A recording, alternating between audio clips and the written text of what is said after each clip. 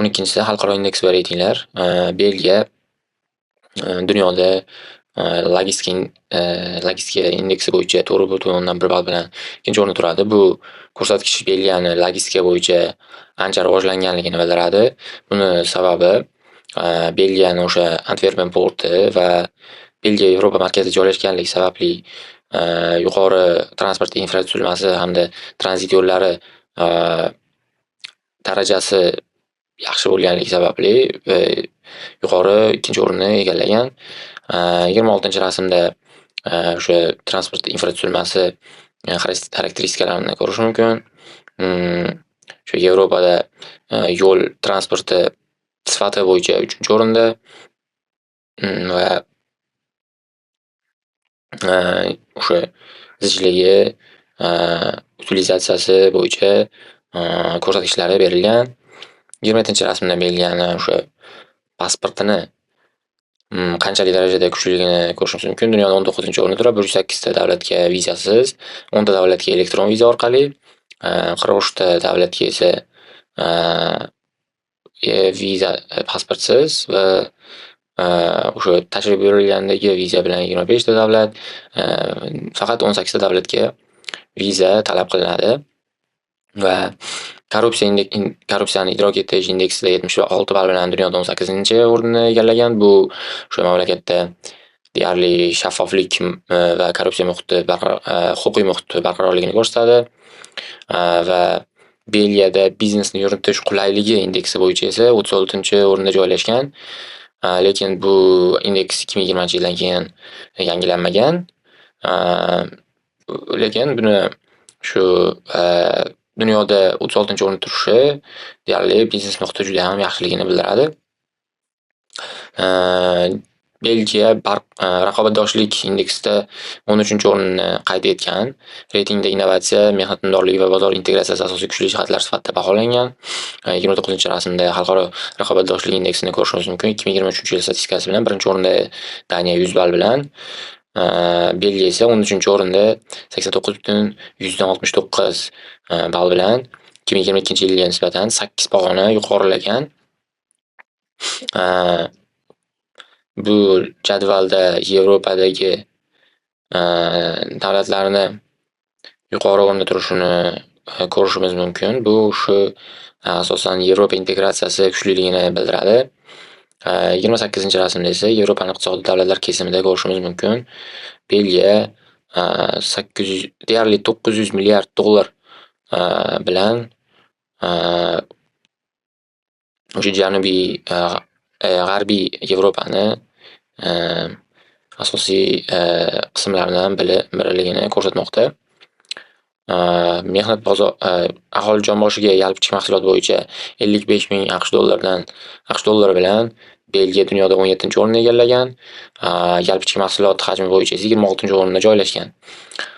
Ishsizlik darajasi 5,6% tashkil etgan 2024-yilda. Bu Yevropaning o'rtacha ishsizlik darajasidan past hisoblanadi. Inflyatsiya bo'yicha esa iste'mol narxlari o'sishi 2,8% atrofida shakllangan. Xo'p, 14-si ilm, fan va texnologiya.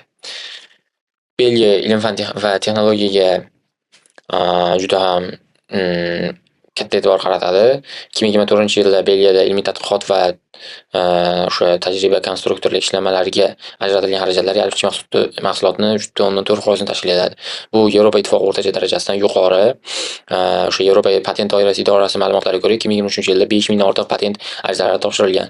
Bular asosan farmatsevtika, biotexnologiya, kimyo sanoati yetakchi yo'nalish bo'yicha yetakchilik qiladi. Belgiyada 12-jadvaldan ko'rishimiz mumkin savodxonlik darajasi 99% dan yuqori. Top 500 universitetlar 8 ta, top 100 taga kirgan universitet esa bitta. 30-rasmda ham Research and Development ga ajratilgan sarflar bo'yicha dunyo bo'yicha taqqoslanishini ko'rishimiz mumkin. Belgiya 4-o'rinda turibdi. Bu Belgiyani ilm-fan va texnologiyaga investitsiya qilishini ko'rsatadi.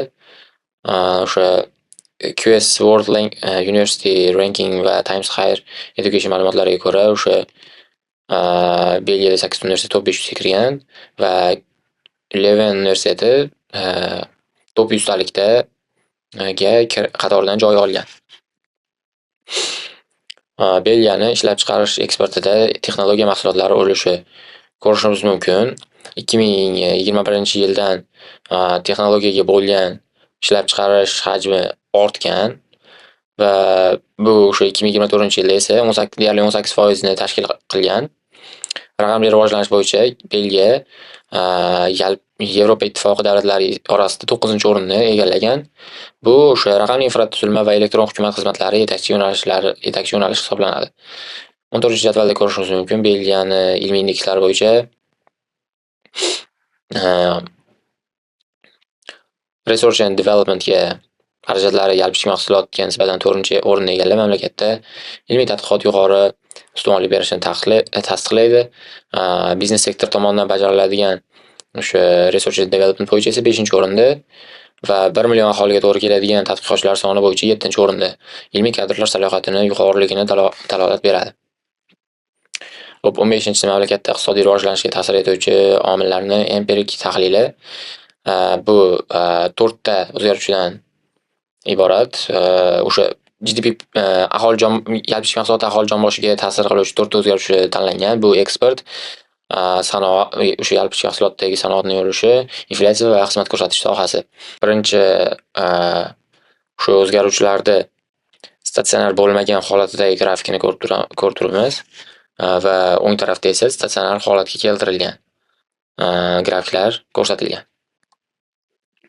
Bu grafiklar o'sha birinchi tartibli differensiyalangan qiymatlardan foydalanilgan o'ng tarafdagi grafiklarda. Bu 15-jadvalda bog'liq va mustaqil o'zgaruvchini Dicke-Fuller testidan statsionarlik tekshirish natijalari ko'rsatilgan. Bu jadvalda shu natijalari Dicke-Fullerdan o'tganini ko'rsatadi. Bu yerdagi barcha o'zgaruvchilar statsionar hisoblanadi.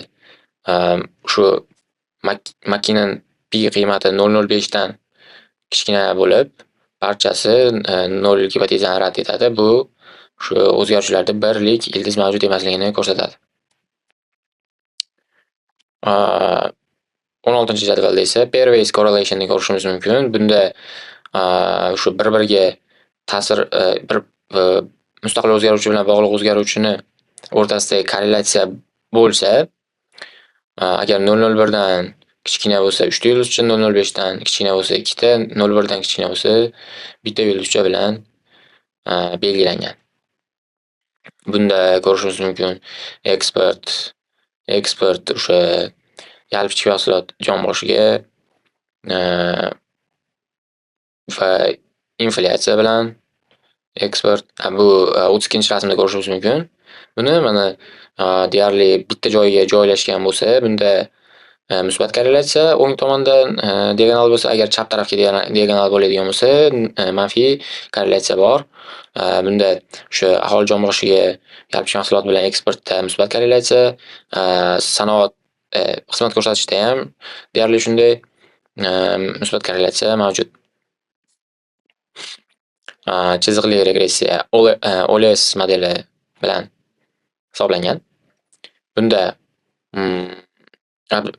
number of observations tadqiqotlar soni 29 ta, f-test 0 bu modelni o'sha ahamiyatli ekanligini ko'rsatadi. T-testda esa deyarli emas, barcha o'zgaruvchilar ahamiyatli ekanligini bildiradi. Bu xo'p, koeffitsiyentlar natijalariga qaraydigan bo'lsak, eksport musbat va statistik ahamiyatli, xizmat ko'rsatish musbat va yuqori darajada ahamiyatli, sanoat industry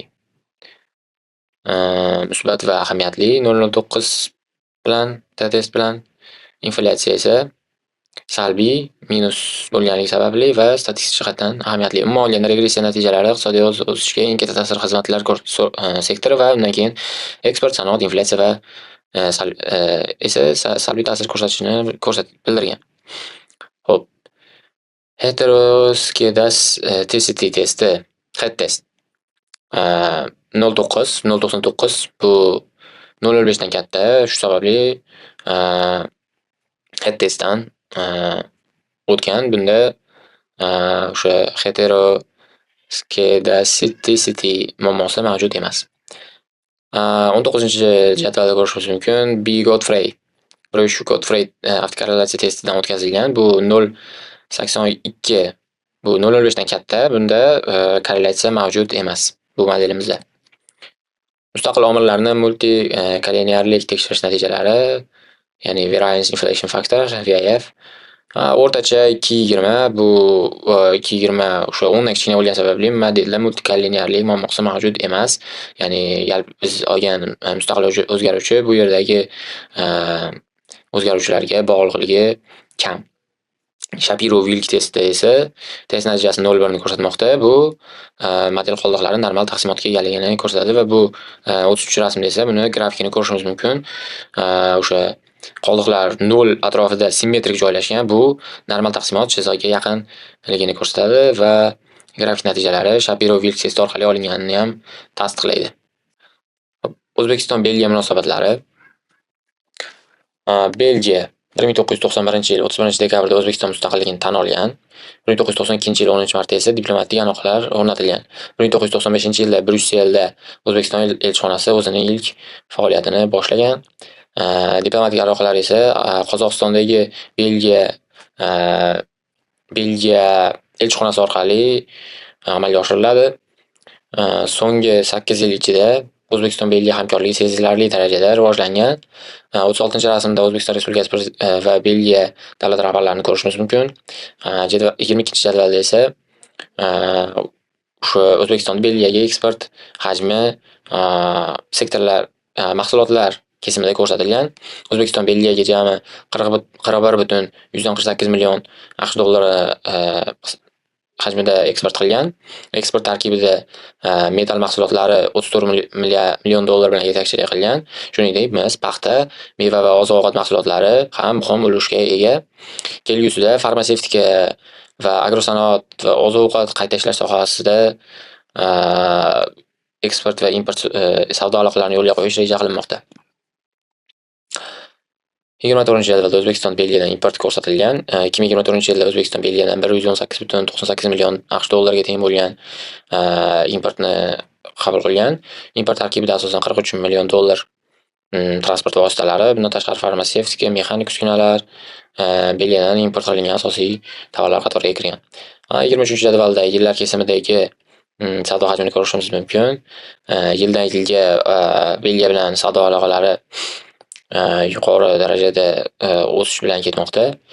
Bugungi kunda O'zbekistonda Belgiya sarmoyadorlari ishtirokida 16 ta korxona faoliyat yuritmoqda. Bulardan jumladan Picanol, Van de Ville, Gosselin, Caucasus, Central Asia va boshqalar. Ularning faoliyati asosan to'qimachilik sanoatini modernizatsiya qilish, logistika, qishloq xo'jaligi, oziq-ovqat sanoatini rivojlantirishga xizmat qilmoqda. Ikkala tarafda ham savdosi yana ham kengayish salohiyati yuqori. Bu o'sha O'zbekiston Yevropa bozoriga kirishini kengaytirish, Kaspiy hamda Qora dengiz orqali Markaziy Osiyo bilan Yevropa bog'liq transport yo'laklarini rivojlantirish bilan bog'liq hisoblanadi. Va shu bilan tahlilimiz o'z nihoyasiga yetdi va bu yerdan adabiyotlar ro'yxatini ko'rishimiz mumkin.